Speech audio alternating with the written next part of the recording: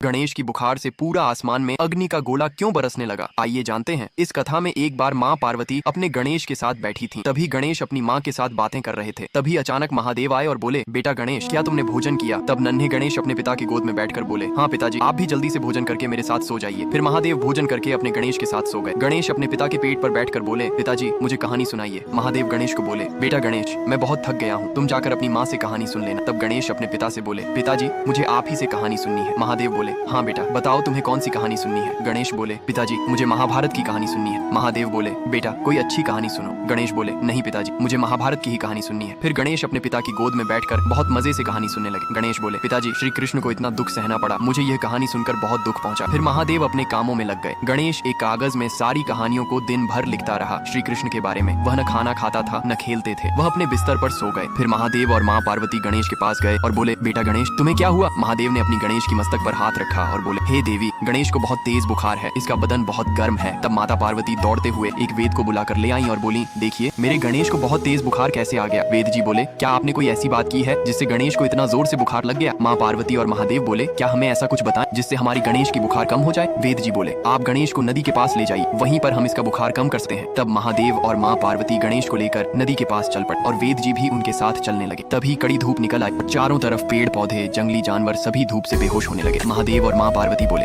ये कैसी लीला है? कल तक तो सब ठीक था, अचानक इतनी धूप और गर्मी क्यों आ गई? हम अपनी गणेश को कैसे नदी के पास ले जाएं? वेद जी बोले, कुछ नहीं होगा, आप दोनों चिंता न करें। फिर महादेव और माँ पार्वती गणेश को लेकर नदी के पास पहुंचे। वेद जी, माँ पार्वती और महादेव सभी नदी के बीच खड़े हो गए और गणेश को स्नान करने लगे। जैसे ही गणेश ने नदी में स्नान किया, उसका बुखार पूरी तरह से खत्म हो गया। फिर तीनों त्रिलोक में हरियाली आ गई, चारों तरफ तापमान सामान्य हो गया, सभी पेड़ पौधे फिर से लहराने लगे और सभी जीव जंतु फिर से खुशहाल हो गए। तब महादेव और माँ पार्वती ने वेद जी से पूछा, इस नदी में ऐसा क्या है जिससे हमारे गणेश का बुखार पूरी तरह से ठीक हो गया? वेद जी बोले, यह नदी अमर हो गई है, क्योंकि जब माँ सीता ने अग्नि परीक्षा दी थी तब वह इसी नदी में स्नान करने आई थी। इस नदी में स्नान करने से पीड़ा दूर हो जाती है, जो कोई भी अपनी पीड़ा लेकर आएगा वह स्नान करके शांत हो जाएगा। फिर माँ पार्वती और महादेव ने शीतल जल गणेश को पिलाया, तब उनका शरीर हमेशा के लिए शीतल हो गया। महादेव, माँ पार्वती और गणेश ने वेद जी को आशीर्वाद दिया और फिर वे सब कैलाश पर्वत लौट आए। तभी गणेश बोल रहे हैं, जो कोई इस कथा को देख रहे हैं उसने लाइक और सब्सक्राइब नहीं किया है।